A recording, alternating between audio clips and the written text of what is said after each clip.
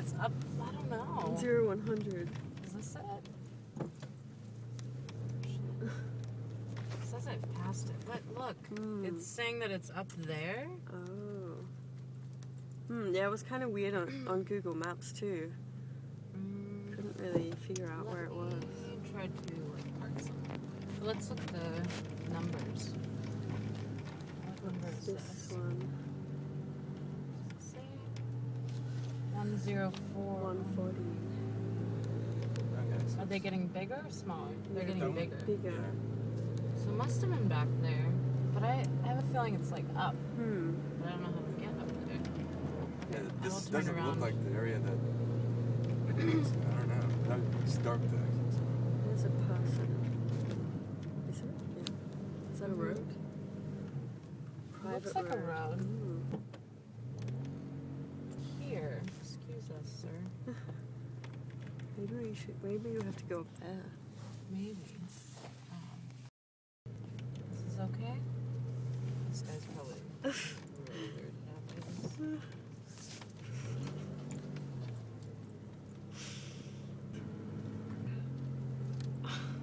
Well, we're on the right road. Okay. Maybe. Some people out there. Maybe he's. It's fine. There's some houses in here.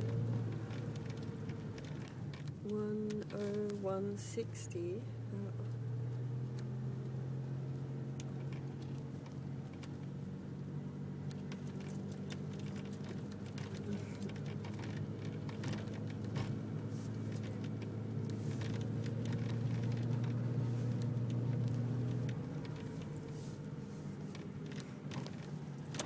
Okay, yeah, this seems right.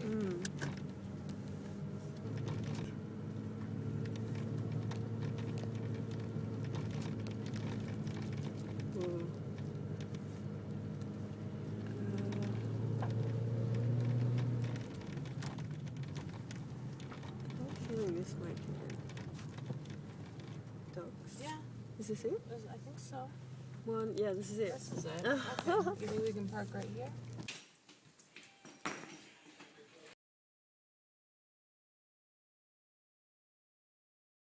Yeah, let me show you this. This is a picture of where we are, the driveway up to where Sharon Tate's house was, which is right here. This is where my house stands right now. And this is, I don't know what year this was taken. This is a picture of this is how we got the lot, very, very early picture on of the house and the property when we bought it. Can I take a photograph? Sure. I should do a fucking book on this. This is where Sharon's house stood. If you notice, this is going up the driveway. This is where my house stands now. This is earlier than the day of the murders, apparently. But you can see that this is where my house stands now, and this is where they've developed here right now next door to me. And there's now a house here, and this is now where Sharon Tate's house is. This will give you an idea. It doesn't look anything like this now. You have to excuse the fact that the picture's a little filthy. But you can see this is the end of the driveway where the gate was right here. And this is, leading up to it. It doesn't look anything like that now. So are these original pictures from the LA Times. LA Times. Yes. Wow. And this is a picture of the back house, the guest house, where William Garrettson was staying at the time of the murders. And she went up there, I think Susan Atkins went up there and knocked on the door, tried to get in, but the door was locked. She figured there was no one in there. But William Garrettson was in there during the whole time of the murders. And heard it, but they couldn't call it because the telephone lines were cut. This is Stephen Parent's car. They were fingerprinting it, and there's the police. There's a picture of what the house, the end of the driveway looked. This is the telephone line and the electric line that were cut. If you notice, they're draped over the gate at the end of the driveway. And That's these are what the they did police. before they Yeah, went in they there. drove up, they cut the electric and telephone lines, they then drove back down to the bottom of the driveway, walked up the driveway, and then committed the murders and walked down the driveway. They were supposed to kill the people at the houses next door as well, but they didn't actually do that. This is a picture of the house Oh, that is full bore. And this, as a matter of fact, is one of the victims. It's either Abigail Folger or Wojciech Frykowski that's out on the back lawn here, whose body's covered with a sheet. And here's a picture of the Reggie! There's another thing that's acting weird. Is my dog's going downstairs for some reason, and he shouldn't. He never goes downstairs on his own. Reg! Reggie! Boo! Come on! And this is obviously the corner coming in at the end of the drive. And here's some pictures that were shot 9 years ago on the anniversary of the murders. Maybe it's 10 years ago, on the 35th. It'll soon be 10 years. This is on the 35th anniversary of the murders. You see this in front of the gate. This was shot with 800 speed film, 35 millimeter. This was shot with my camera, which you saw. This is the same spirit. 2 different cameras, 800 speed film, the night of the murders, 35th anniversary. And you see this pattern, and this was not the camera strap, and this is on the negative. Then we have this picture that was shot right behind you, and you can see on the negative, which we have, which is 2 apparitions here and here on the couch, which you can see the sofa, the outlines of the pillows, and the woman's purse, and the opening here, and you can see nowhere else does it appear. Yeah. Yeah. So that's not an actual purse. This, not the purse, the fog. And we get this kind of weird iridescent, you can clearly see there's an orb manifesting right here, but it's an iridescent glow. It's not just like an orb that's just there. It actually has a glow to it. See what I'm saying? It's got 1, 2, and it's glowing. So this guy's a scientist, Who's here? Yeah. Barry Taff. Yeah. This was on the 35 millimeter. I'm shooting it from there coming in at the time the TV was over on that side. But you notice this weird blur, this blackness that comes right in out of nowhere. And you can actually partially see through it, but then all of a sudden it gets really like dark. This is just a blow up of a photograph. But you can see it, and it's not like anything you've ever seen. Then we got Oh, this. that's a nice one. Going this way, shooting there, and these people were coming, and I captured this, which is similar to that string of light that's coming across. And you see how it's coming around? Then we have this. These two, very similar in color, that this color blue, very coming back to, coming across the light. Again, it's the same similar pattern as the blue one, as the original one. It's like, that's like There's a another cluster. one in there too, like that one. Yeah, that pattern of cluster of energy. And then we have this, which is a digital enhancement. She says, I was shooting it down because I captured this, something coming into the room. And she's blown it up, and she goes, look at that. What's going on down there into the room? It's like, holy shit. The house sits on a natural electromagnetic anomaly. And the way the house is designed with the 13 caissons and the 4 I-beams supporting the third and the second level, and the steel columns that are supporting those, there's a very, very elevated electromagnetic field in this house. In some parts it's 2,000 milligauss positive, in other parts of the house it's 2,000 milligauss negative. Normal, to give you an idea, is anywhere between 3 and 500 milligauss positive. And what I was saying is that the house, as the scientists have reported, has such a high electromagnetic field signature that when spirits come in, when people come into the house, the spirits that are around every one of us can easily manifest and draw from the electric energy that's here. And that's what happens. That's why one paranormal investigator called this place the Mount Everest of haunted houses and the Disneyland for the dead. Digital behave oddly in that they point anywhere other than north. At the front door, needle points to south. At southeast rather than north. At the front, needle points to south, southeast rather than north. At front door, needle points to south, southeast rather than north. At rear stairwell, same odd bearings occur, as they do in several rooms, bathrooms and earthen wall room, where the compass spins like a top in one corner.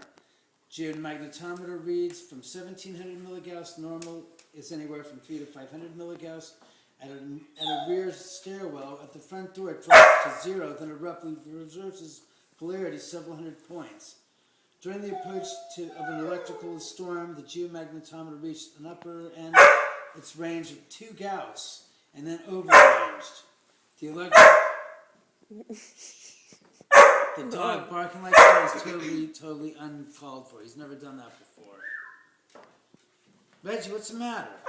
What's the matter? Do you get things happening with like the electronics, some like things coming on Yeah. there and things like that? Yeah, we've had the television turn on. We've had people's video cameras, batteries drained like that. Like, for instance, a few years ago, we had Channel 13 News come out here for Halloween, and I'll never forget it. They brought out their entire camera equipment. There's 2 cameras with all these batteries, and they have backup batteries in the car, in the van, and they come in, they flip the switch, and everything is dead. They go, our batteries are all dead. Because they were charged before we left here. What do you mean? Before we left the studio, we came here. They go in the truck, and they pull out backup batteries. It's supposed to be brand new, charged up. All dead. They had to bring up another news crew to come up to shoot the news, the remote feed from the house here. So you've had like kind of like physicists come and measure the geomagnetic I've had a energy, scientist come here and measure the electromagnetic, the DC electromagnetic fields with a DC geomagnetometer, which has measures digitally the electromagnetic fields in milligauss, and that's where he said he has 2,000 milligauss at the front door positive, at the bottom of the staircase it's 2,000 milligauss negative, which he described as basically a gigantic bipole. With the top you've got a positive force, at the bottom you've got a negative. And as he surmised, when we have Santa Ana winds, which we'll be having in the next few days, the static electricity that's in the air deposits into the house, and it becomes more elevated, energetically speaking. So you've had like audio and video and photographic disturbances in recordings and photos. And we've recorded voice phenomena on digital voice recorders, tape recorders, and as well as videos that we've shot here. Yeah. And we've also captured phenomena on film, 35 millimeter film, as well as infrared video and regular commercial consumer model video as well. So do you notice, is it like that you notice while you're recording that you notice something's going wrong with the machinery, or is it always after that you pick it up? Sometimes there are cases where we'll be doing an investigation, or we'll be talking and we'll be videoing, and somebody will say, "Did you hear that?" It's like, "Yeah, I heard somebody singing." Then we'll play back the video, and you'll hear it in the background. You'll hear this, la la la, going, where the hell is that voice coming from? That singing coming from? It's obvious it's not any of us that are there. Other times we won't notice until we're actually playing it back, and then you're reviewing it, and going, "Wait a second, I could have sworn I heard something." And then you turn the volume up, and you'll hear a whispered type of a voice that's almost as if it's right next to the microphone, whispering directly and saying, "Hi," or "Hello." Very breathy, and it's always right, like I said, next to the microphone. Like somebody's sitting there, and we'll be videoing, and you'll hear this, "Jump." And I was like, what the hell was that? And that actually was recorded once when we had some people going down the staircase, and we were in a conversation, and literally out of the blue, there's this voice that just says, "Jump." What's that? Jump. Jump. Jump. Jump. And it was literally as we're going down the spiral staircase going, "Jump." And again, I don't say it's negative or positive. They're just communicating. They could be having a sense of humor about something and just trying to make it funny, like you're coming down the staircase. And they might be hearing a thought in your head, and it's like you're thinking, "Wow, what would it be like if I fell out the window?" And he's saying, "Well, jump, find out." I think there's a sense of a certain type of a personality, because we recorded it where it said, the voice said, "I had big plans." And the guy with investigator or the sensitive was saying, it's J.C., but I could feel his presence here. And then all of a sudden he hears this voice, and we play back the recording, and you hear this voice saying, I had big plans. Which is going back to the personality. He feels like he was cut off in midlife, in midstream, and he's saying, I had big plans. I had things that I wanted to accomplish, more than just become a footnote to this tragedy some years ago. And when was the house built? The house was finished in 2002, August 30th. I moved in. And you said, I think you said that the builders had some kind of experiences on site? Yeah, during construction, myself included, I had some weird experiences in the house during construction. I remember, I think it was about a year into the construction when the walls were up and the frame was up, and I was walking around just like surveying the house and like this, and I had this sense like somebody was behind me, standing behind me, you know, and you can feel somebody's there, and it's like, yeah, what do you want? And it was like, yeah, and I looked and there was no one there. 6 months before we were done, I decided to assemble all of my laborers. I think there was 5 of them from the ages of 16 to 23. As a matter of fact, I assembled them right here in the dining room area. And I said to them, look, I said, the past 2 years we've been working on this house. Have any of you guys had any weird experiences during the construction? And one of the guys said, sí. And he tells me in Spanish the story. And he's 23 years old. And he says, about 6 months ago, in the middle of summer, I had this weird experience. About 6 o'clock at night, everybody was gone. It was the middle of summer. And I'm down there working, and I hear voices and footsteps coming from the top floor. So he comes up the staircase, and he looks around. He figures it's my father and me, because my father was the contractor, and I was, helping him out. And figured he was one of us coming up to check and see how the house was. He comes up here, he looks around, he says, there's nobody here. Goes out onto the street, looks up and down the driveway, not a soul, not even a car, which is typical for summer, because at 6 o'clock it's really still the afternoon, and no one's here. The place is totally desolate and empty. So he figured he heard voices, and must have been something, he must have been hearing things. He goes back downstairs and he starts working. Hears the voices and footsteps again. Comes upstairs, looks around, not a soul here. He says, that's it, I've had it, I'm leaving. Goes back downstairs and he starts packing his bags up. All of a sudden, he says, I hear the footsteps coming down the spiral staircase, and they're getting louder and louder. And he says the spiral staircase at the time had no carpet on, it was just the plywood.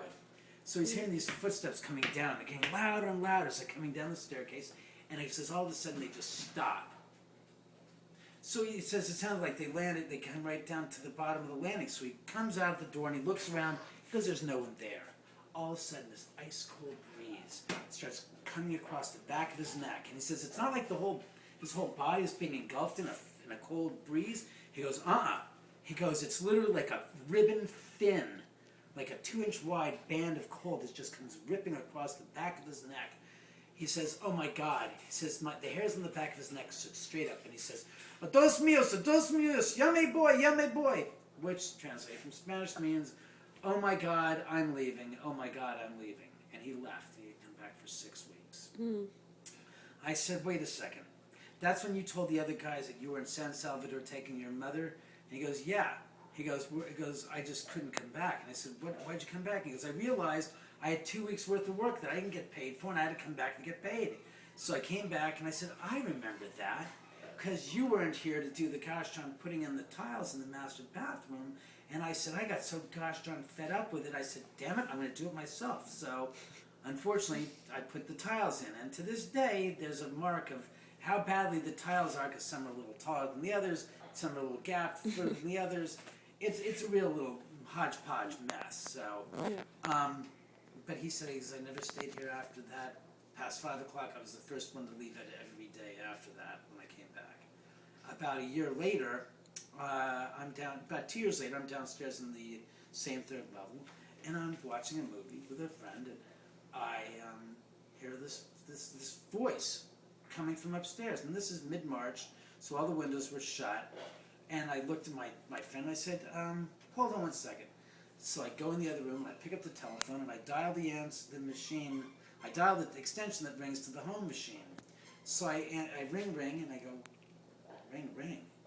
I didn't hear any ring before I heard the guy's voice. So I put the phone down. I said, wait a second. That's not possible. So I go back in the room. My date says, what are you doing? I said, I'll be right back. So I go upstairs. I look through the entire house. All the windows are shut. I look at the answering machine. No calls. I look at the telephone ID. No calls. And I'm like, oh my God, no way. So I go back to her and I say, what did you hear? Because I figured I know what I heard. I have to see what she heard to verify.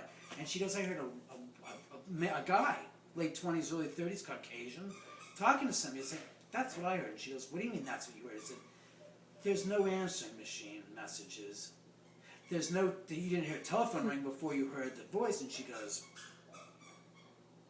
do you mean to tell me? I said, yeah, I mean to tell you that it wasn't coming from outside because all the windows were closed. And she goes, no, I heard a guy talking. And she got like pissy about it. She goes, no, that's not possible. I said, yeah, it's possible because we heard what we heard. And she goes, I'm out of here. She gone, didn't come back, never saw her again. That was it.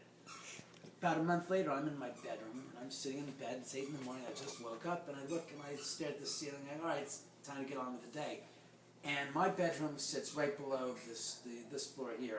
And the window, I look up at the ceiling, and I hear footsteps coming from the window towards the kitchen. And I hear human footsteps walking, and I'm going 1, 2, 3, 4, 5, 6, as they're trailing across the ceiling towards the kitchen. And I'm saying to myself, no way, no fucking way, I'm here alone, the alarm's on, the 2 dogs are in bed with me, the cat's in the bed with me, there's no way. And I sat in bed for an hour going, that is so cool, but am I getting out of bed to see what the hell it is? I was like, hell no, I'm sitting in here for the next hour, not moving my ass. At 9 o'clock, I decided to get the courage up, and I go upstairs, I look at the alarm, the sensors, the infrared sensor that works this room has not been triggered, the alarm's still on, the doors are all locked, and there's no one in the house, and nothing's been moved. And I'm like going, I cannot believe what I just heard. So does this sort of stuff happen all the time, or just... Different things happen. Objects move in the den. There's a bunch of figurines on the aquarium. They get knocked over unbeknownst to anybody on their own at any time, day or night. Sometimes the dogs will start staring at things and start tracking things and chasing things. Sometimes you'll come upstairs and you'll swear that you see somebody, as has been the case. My friend says, weren't you in the kitchen? I was like, no. He goes, I just walked by the kitchen. I saw you walk into the kitchen.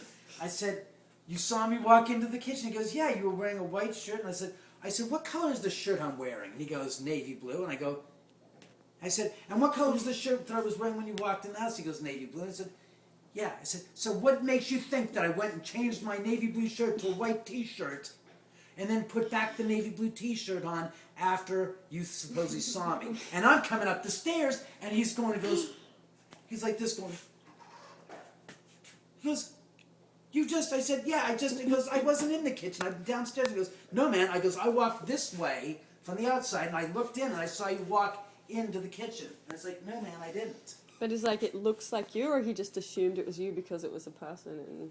It was a male, and as he described, as a male figure with white shirt, with kind of like blackish brown hair. I said, it looked like I didn't see you clearly. I just noticed you walking into the kitchen. I'm like going, not me. I've been downstairs. So stuff like that happens. Like I said, you might hear voices from different parts of the house and go, Did you hear? It's like, what? He goes, somebody's whispering in my ear. There's no one there. Stuff like that. It's innocuous. It's very personal. Some people as well complain of feeling sharp pains, like stabbing pains in their chest, or like the back of their head is being bashed in, or I don't want to say anything else as far as physical things that have occurred because I don't want to plant the seed of, saying, oh, this could happen to you, and they go, oh my God, I'm feeling the pain. It's like, no, you're not. You're psychosomatically developing that image in your head that you think you're going to feel it. Yeah. But it's very personal. You'll see when you go through the house. You might feel like a cold spot, and you go, oh, it's there's like, it's like a column of cold air right here, and then it's like, no, it's not, it's gone, and then it'll be over here.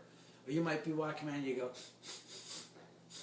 I smell like fragrance, like flowers, like roses, like something like rose perfume. That one has been remarked about, that people have said, oh my God, who's got rose perfume? And he goes, I don't have any rose perfume. No, and then it's gone. As quickly as you'll pick it up, is as quickly as it's gone. And it's not like the whole room is like, oh, it's all the room. It'll be like right under your nose, like this, like, oh, do you smell this? Here, smell my wrist, smell this. And then it'll be gone. It's strange. It is very, very, very, very interesting, the phenomena that's occurred in the house. I think the spirits just visit here, and it's not just the victims of the crimes. There's other people's spirits as well that have been visited in the house. But I think a lot of it has to do with the fact that they like the fact that I have empathy for their demise, how they died. That's the only thing I think it is. If anything, it's that I have some deep-seated respect towards them, and that, as I told Lisa Williams, if the spirits of the victims and whoever's spirits want to hang out here and visit, that's fine. What do I have a problem with that for? They're not harming me. They're not bothering me. They're not interfering with my day-to-day life. So to me, it's like, if this becomes like a way station for them that are on the other side, that are wayward souls, to hang out and catch their breath and just rest, that's fine. I don't have a problem with that. It doesn't interfere with me. So you've lived here for 11 years and you've never been maybe afraid sometimes, but you're sort of okay with living here? Well, I spent 3 years of my life building a house with my mom and my dad. So to me, as I said to the spirits, they owe me something more than I owe them. There's a house my family built this house.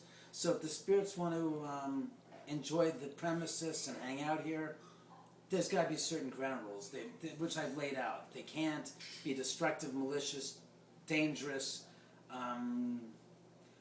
Parlor tricks are okay, but so far as anything harmful or detrimental to people and personal life, no, I won't accept that and tolerate that. Was there a house here before? No. There was just a hillside before. I was just thinking whether it was like this particular house or like it was like the geographic thing. I don't know. Location. I really don't know what it is, but it certainly is.